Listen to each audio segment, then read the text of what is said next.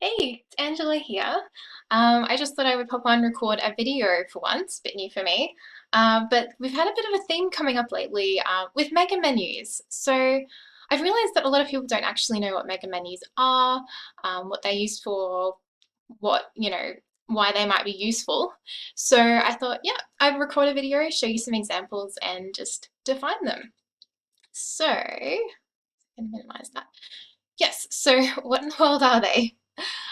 So they're less common for small businesses because you find that mega menus are typically used for sites with a lot of pages and content.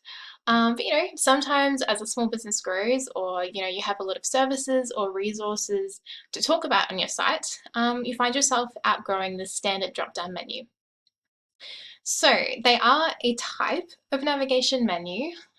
They typically have, instead of this single column, they would have a multiple columns, but that's not always the case. And I will show you an example of a single column mega menu.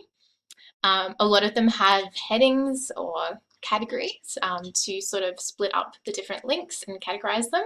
Some of them will have images or icons, and some of them will have call to action buttons, and some will have microcopy. So like little descriptions of the links and things like that. So essentially it goes beyond the single column of links that you'd find in a typical dropdown, and there's some more design involved. So let's have a look at an example. Let's have a look at HubSpot. So HubSpot have a couple of mega menus actually. So their about menu is actually a standard sort of drop-down menu that you'll see on most sites with drop-downs. But if we go across to their product menu, this is a really good example of a mega menu because it has so many different things going on. So you can see they've got a bunch of products here. They've got some separated down the bottom, so they're almost like broken away in a separate category. They've got little icons, they've got some micro copies. So under Marketing Hub, they're describing it as marketing automation software, and then they've got a separate link call to action there. And they've also got some call to action buttons, heading, micro copy. Yeah, so there's a lot going on here. And then if we look at their resources menu, they've also got a mega menu over here, which is kind of cool. So this is a good example of, putting things into categories. So if you wanted to find education content, instead of seeing all of this lumped together, you could see, oh yes, these are about education. So that's really handy.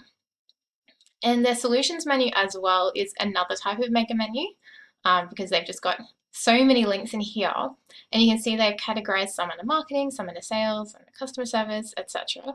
But they also have this really cool way of filtering their solutions. So you can filter it by use case, like on this first menu, or by team size, and they've also got some extra content in here about why HubSpot. I'm not sure personally if why HubSpot really fits under solutions, but that's okay, that's their choice. But yeah, let's look at another example as well. If we pop over to Monday, they also have a mega menu under their products. So it's quite interesting to see how they sort of have separated platform type content from their main product content. They've got some little call to action buttons down here. They've also got a mega menu for their solutions, and you can also sort by company size, teams, and industries, which I think is handy. And of course, they've also got a resources menu, a little bit smaller and probably nicer actually than HubSpot's. But yeah, they've neatly sort of categorized all those navigation links into categories.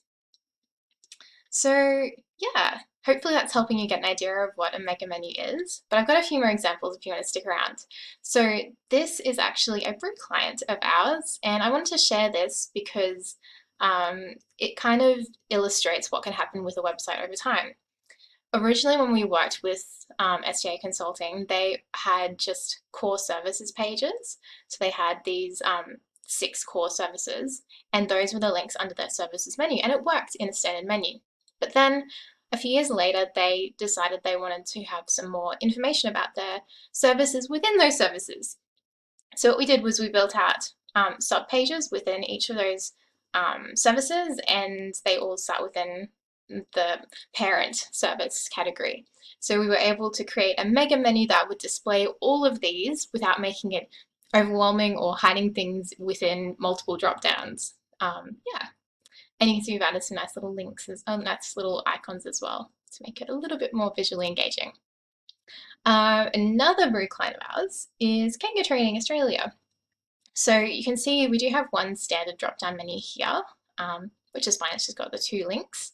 But then classes, there's quite a few different classes, and so we thought a mega menu would be really quite useful on this site. We were able to add some little icons to make it visually engaging, able to add some little microcopy descriptions so that people can really find out at a glance what class they should be interested in checking out. We've got our main call to action here to learn about all the classes in one spot. And then we've got our find a class map finder call to action with a nice big image as well to draw attention.